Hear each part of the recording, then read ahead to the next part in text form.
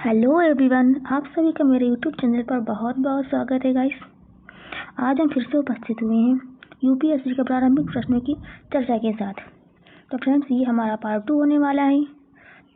तो अगर आप देखना चाहें तो इसका पार्ट 1 भी देख सकते हैं।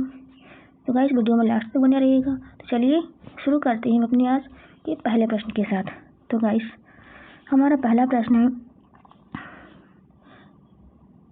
निम्नलिखित में से कौन गुप्त काल में अपनी आयुर्विज्ञान विषयक रचना के लिए जाना जाता है? जिसका ऑप्शन ए है सौमिल, ऑप्शन बी है शूद्रक, ऑप्शन सी है शौनक और ऑप्शन डी है सुश्रुत। तो गाइस, इसका सही उत्तर होगा option D, Sushruta. Guys, Sushruta Gupta काल में अपनी आयुर्विज्ञान रचना सुश्रुत संहिता के लिए जाने जाते हैं और उन्होंने अपनी सुश्रुत संहिता पुस्तक में 121 शल्य उपकरणों का भी उल्लेख किया है और ये प्लास्टिक सर्जरी के लिए भी जाने जाते हैं। तो गाइस, इसको थोड़ा सा याद रखिएगा आप। और हमारा अगला प्रश्न है, निम्नलिखित में से किस मूर्तिकला में सदैव हरित स्त्री चट्टान शिल्प का प्रयोग माध्यम के रूप में होता था? इसका ऑप्शन ए है मौर्य कला, मौर्य मूर्तिकला, ऑप्शन बी मथुरा मूर्तिकला, ऑप्शन सी है भरूच मूर्तिकला और ऑप्शन डी है गांधार मूर्तिकला। तो गाइस, इसका सही उत्तर होगा ऑप्शन सी, भरूच मूर्तिकला। गाइस, भरूच स्तूप 3री शताब्दी ईसा पूर्व में मौर्य सम्राट अशोक ने स्थापित करवाए थे। ठीक है। और हमारा अगला प्रश्न यानी का 18वां, सूची 1 और सूची 2 को सुमेलित कीजिए तथा सूचियों के नीचे दिए गए कोड का प्रयोग करते हुए सही उत्तर का चयन कीजिए। जिसका ऑप्शन मतलब जिसमें सूची 1 दी हुई है ए विशाख दत्त, और इधर है चिकित्सा, बी है चरक, इधर है खगोल विज्ञान, सी है चरक खगोल विज्ञान, बी है वराहमिहिर नाटक और डी है ब्रह्मगुप्त और उसके सामने दिया हुआ है गणित। तो इसका जो है हमें मैचिंग करनी है।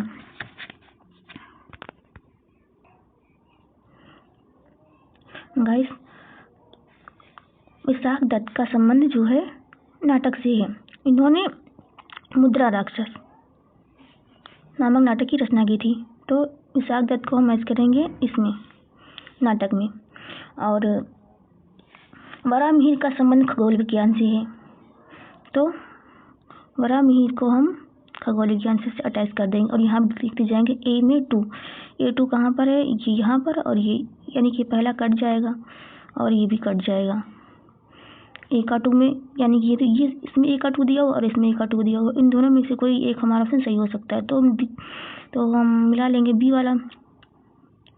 B3 दिया हुआ है, तो B3 कहाँ पर दिया हुआ है? यहाँ पे दिया हुआ है। तो हम इसे यहीं से ही टिक कर लेंगे कि ये हमारा ऑप्शन सही होगा। और चलिए देखते हैं अपने अगले प्रश्न की ओर। प्राचीन भारत के निम्नलिखित ग्रंथों में से किसमें पति द्वारा पर्याप्त पत्नी के लिए विवाह विच्छेद की अनुमति दी गई है?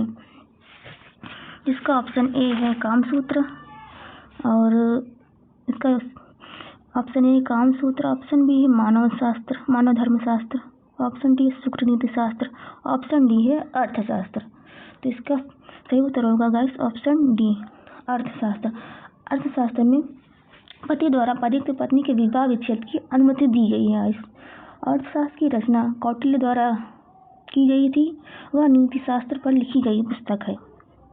विवाह विच्छेद के लिए अर्थशास्त्र में मोक्ष शब्द का प्रयोग किया गया है। तो चलिए हम बढ़ते हैं अपने अगले प्रश्नों की ओर। थोड़ा सा और ऊपर कर दूं। अब ठीक है। हमारा अगला प्रश्न यानी 20वां, सूची 1 को सूची 2 से सुमेलित कीजिए और सूचियों के नीचे दिए हुए कोड का प्रयोग करते हुए सही उत्तर का चयन कीजिए। सूची ए में गुप्त, सूची 2 में बादामी है, फिर बी में चंदेल, और इधर है पनमले, इधर है चालुक्य, खजुराहो, पल्लव, देवगढ़। तो इसका सही उत्तर होगा, पहले मैचिंग कर लेते हैं हम लोग। गुप्त को इधर मिलाएंगे, इधर गुप्त को मिलाएंगे देवगढ़ से, यानी कि गुप्तों ने देवगढ़ में मंदिर बनवाए थे। और चालुक्यों को मिलाएंगे, ये कहाँ लिखे जा रही हूँ, इधर बादामी में, सॉरी इधर बादामी में लाना चाहिए था। चालुक्यों को मिलाएंगे इधर बादामी में, और चंदेलों को मिलाएंगे खजुराहो में, और पल्लवों को मिलाएंगे पनमैली में। यानी कि हमारा ऑप्शन ए है जो वो हमारा सही उत्तर हो जाएगा। ठीक है गाइस, तो हम चलिए बढ़ते हैं अपने अगले प्रश्न की यानी 21वें की ओर। निम्नलिखित वक्तव्यों में कौन सा एक वक्तव्य अशोक के प्रस्तर स्तंभों के बारे में गलत है? पहला है इन पर बढ़िया पालिश है, दूसरा ये अखंड है, तीसरा है स्तंभों पर सॉफ्ट छुंडाकार है, स्तंभों का सॉफ्ट छुंडाकार है, ये स्थापित संरचना के भाग हैं। गाइस इसका सही उत्तर होगा ऑप्शन डी। अशोक के पाषाण स्तंभ धर्म के प्रचार के लिए निर्मित किए गए थे।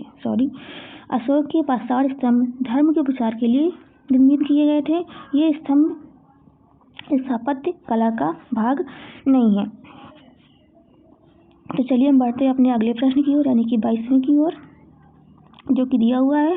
प्राचीन भारत में निम्नलिखित में से कौन सी एक लिपि दाईं ओर से और लिखी जाती थी, यानी दाईं ओर से लिखी जाती थी?